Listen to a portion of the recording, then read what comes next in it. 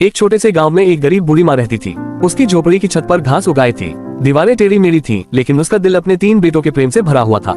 एक शाम तीनों भाइयों ने माँ के सामने हाथ जोड़े और बोले, माँ, गांव में कोई लड़की हमें पसंद नहीं। हम दूर देश जाएंगे और वहाँ से राजकुमारियां लाएंगे। माँ ने भारी मन से उन्हें आशीर्वाद दिया और तीनों भाई यात्रा पर निकल पड़े। रास्ते में एक घना जंगल आया, इतना घना कि सूरज की किरणें भी भीतर आने से डरे। पेड़ों की छाया में उन्हें एक छोटी सी झोपड़ी दिखाई दी। उन्होंने दरवाजा खटखटाया, दरवाजा खुला। एक बूढ़ा आदमी बाहर निकला। सफेद दाढ़ी, झुकी कमर और आंखों में अजीब सी चमक थी। भाइयों ने कहा, बाबा, क्या आज रात ठहरने की जगह मिल सकती है? बूढ़ा हल्की मुस्कान के साथ बोला, आओ, मेरे घर में मेहमानों के लिए हमेशा जगह होती है। रात को आग के पास बैठकर भाइयों ने अपनी पूरी कहानी सुनाई। सुबह जब वे विदा होने लगे तो बूढ़ा बोला, तुम मेरे मेहमान बने। लौटते समय मेरी झोपड़ी पर फिर आना। बदले में मुझे एक सुंदर कन्या देना जो मेरी जीवन संगिनी बने। तीनों भाइयों ने मन ही मन इस बूढ़े को मूर्ख समझा और झूठा वादा कर आगे बढ़ गए। महीनों की यात्रा में उन्होंने नदियां पार की, पहाड़ चढ़े और अंततः एक बड़े राज्य में पहुंचे। उस राज्य का राजा वीर और न्यायप्रिय था। उसके 3 बेटे और 3 बेटियां थीं। बेटियां जानकी जैसी सुंदर थीं। भाइयों ने राजा की सेवा की, युद्ध में वीरता दिखाए और दरबार में अपनी बुद्धि का प्रमाण दिया।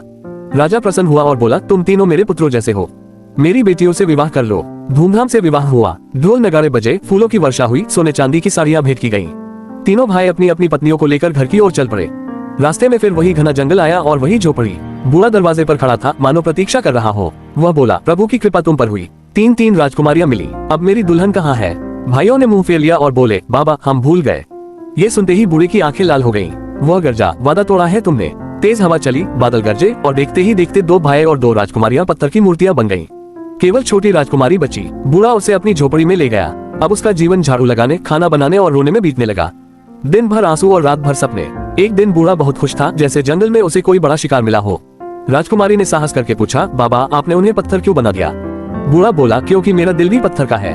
राजकुमारी ने कहा, क्या वह दिल कहीं छिपा है? बूढ़ा बोला, हाँ, जंगल के बीच एक विशाल चट्टान है। उस चट्टान में एक छोटा सा पक्षी रहता है। उसी पक्षी में मेरा दिल है। चट्टान तोड़ो, पक्षी पकड़ो और मेरा दिल निकालो, तभी मैं अच्छा इंसान बन पाऊंगा। राजकुमारी गहरी सोच में डूब गई।